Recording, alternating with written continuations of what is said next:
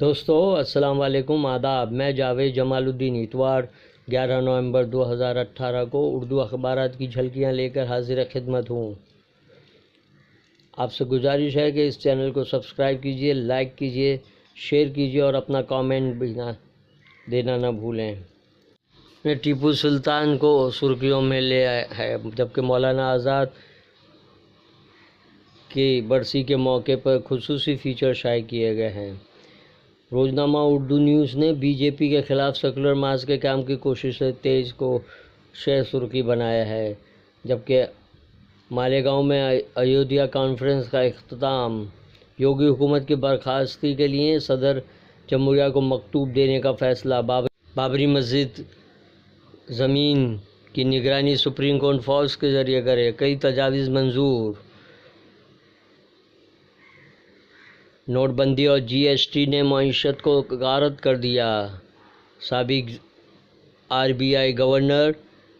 رگھو راجن کا بیان، 2017 میں دنیا بلند ہوئی اور ہندوستان پستی میں چلا گیا، 7% شرح نمو ناکافی، ہمارا مقصد مسلمان کو بہترین مسلمان کے طور پر دنیا کے سامنے پیش کرنا ہے۔ جب اللہ اور اس کے رسول کے فرمان سے ہم بیگانہ ہوئے تو غیر ہی کیا، اپنوں نے بھی ہم پر اعتماد کھو دیا۔ مولانا شاکر نوری کا سنی دعوت اسلامی کے اجتماع بیان، آج اجتماع کا آخری دن، کانگریس این سی پی کے مابین انتخابی مفاہمات پر فیصلہ ٹل گیا، 50-50 فارمولہ مسترد، کانگریس تمام 48 سیٹوں کے لیے امیدوار تلاش کرنے میں سرگرم۔ روزنامہ اردو ٹائمز نے اس خبر کو صفحہ اول پر شائع کیا ہے۔ رام مندر کی تعمیر کے لیے 2 لاکھ ہندو کوچ کرنے کے لیے تیار، آرڈیننس کے مطالبے کے لیے اب ہندو تنظیمیں رام مندر کی تعمیر کے لیے سڑکوں پر، رام نہیں بدھ کا مجسمہ قائم کیا جائے، بی جے پی رکن پارلیمنٹ ساوتری پھولے کا بیان، سی بی آئی میں اب تانترک اور سپیرے بھی آئیں گے، شری روی شنکر کے ورکشاپ پر پرشانت بھوشن کا تبصرہ، عام انتخابات میں 200 سیٹوں پر سمٹ جائے گی بی جے پی، آئندہ انتخابات کے بعد مودی کا حکومت بنانا ناممکن نظر آ رہا ہے، یوگیندر یادو، می ٹو میں نواز الدین کا نام بھی شامل، سابق مس انڈیا نے الزام عائد کیا، بلند شہر میں منی تاج محل کی تعمیر کرنے والے فیض الحسن قادری کو سنیچر کو اپنی بیوی کی قبر کے بغل میں سپرد خاک کر دیا گیا، جبکہ روزنامہ ہم آپ نے نوٹ بندی کے 2 سال مکمل ہونے پر کیا کھویا کیا پایا کے عنوان سے ایک اداریہ تحریر کیا ہے۔ پنجاب کے شاہی امام نے کہا کہ شہید ٹیپو سلطان پر انگلی اٹھانے والے ملک کے غدار ہیں، بی جے پی کے خلاف سیکولر مارچ کے قیام کی کوششیں تیز، راہل گاندھی اور دوسرے لیڈروں کی ملاقات، کسی مسجد کا نام وشنو کے نام سے بدل دوں گا، چلاتے رہنا، بی جے پی کے ترجمان سمبت پاترا نے بدتمیزی کی حدیں پار کر دیں، ایک ٹی وی شو میں ان کی اشتعال انگیزی، کانگریس این سی پی گٹھ جوڑ کے فی الحال کوئی آثار نہیں، این سی پی 50-50 فارمولے پر بضد، کانگریس نے سبھی 48 سیٹوں پر امیدواروں کی تلاش شروع کر دی، ہم کس قسم کا ہندوستان چاہتے ہیں، آکار پٹیل نے اس عنوان سے روزنامہ انقلاب کے ادارتی صفحے پر خصوصی مضمون تحریر کیا ہے۔ مال گاڑی میں آگ سے 12 ٹرینوں کو رد کرنا پڑا، سورت اور ممبئی کے درمیان سروس بری طرح سے متاثر، ہزاروں مسافر ممبئی اور سورت کے درمیان اور بڑودہ اور سورت کے درمیان پھنس کر رہ گئے، ناگپور بن رہا ہے آئی ایس آئی کا اڈہ،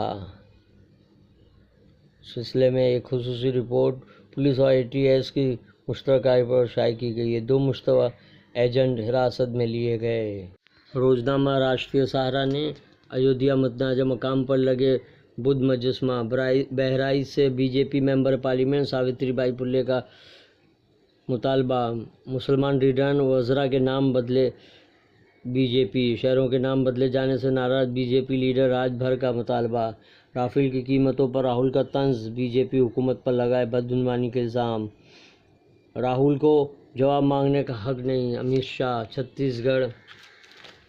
میں پہلے مرحلے کی انتخابی مہم ختم، پہلے ڈیجیٹل نیوز اینکر نے خبر نامہ پڑھا۔ چین میں مصنوعی ذہانت اور اینیمیشن سے تیار کردہ دنیا کے ایسے پہلے نیوز کاسٹر نے خبریں سنانی شروع کر دی ہیں۔ متھرا سے ایک خبر میں بتایا گیا ہے کہ اتر پردیش کے وزیر توانائی شری کانت شرما نے کہا کہ ایودھیا میں رام مندر کی تعمیر میں کانگریس سب سے بڑی رکاوٹ ہے۔ ہفتے کو صحافیوں سے بات چیت کر رہے تھے۔ روزنامہ انقلاب کی خبر کے مطابق 22 نومبر کو تمام غیر بی جے پی پارٹیوں کی میٹنگ، اپوزیشن کو متحد کرنے کے لیے چندرا بابو نائیڈو سرگرم۔ امراوتی میں اشوک گہلوٹ سے ملاقات۔ نوٹ بندی اور جی ایس ٹی نے ہندوستان کی سرِ نمو کو روک دیا۔